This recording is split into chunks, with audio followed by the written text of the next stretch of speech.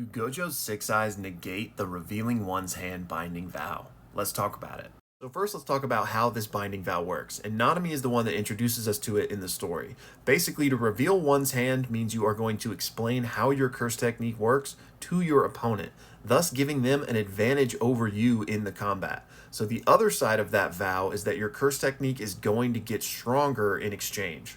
So how would this interact with the six eyes, which can literally determine somebody's curse technique just from looking at them? Well, in my opinion, this would make Gojo functionally immune to this binding vow, but I do think there's some wiggle room. So let's break it down.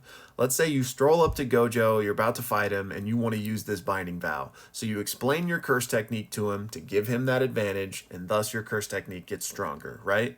Well, wrong, because you're not actually giving him an advantage because he already knows the information you're telling him.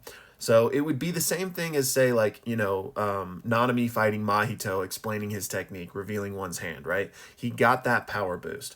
Well, if he goes and fights Mahito 3 days later, he can't do that again and get another power boost because Mahito already knows the technique, right? So same thing with Gojo. It's just his eyes are the one providing him that information before his opponent can.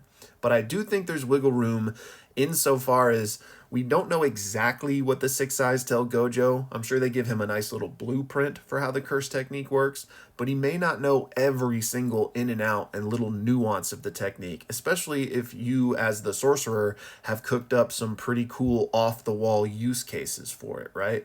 So I would say if there's some really kind of unique things you're doing with the curse technique and you explain that specific aspect of it, then maybe you could still get a power boost in some form against Gojo. But generally, for the most part, I don't think this would work on him.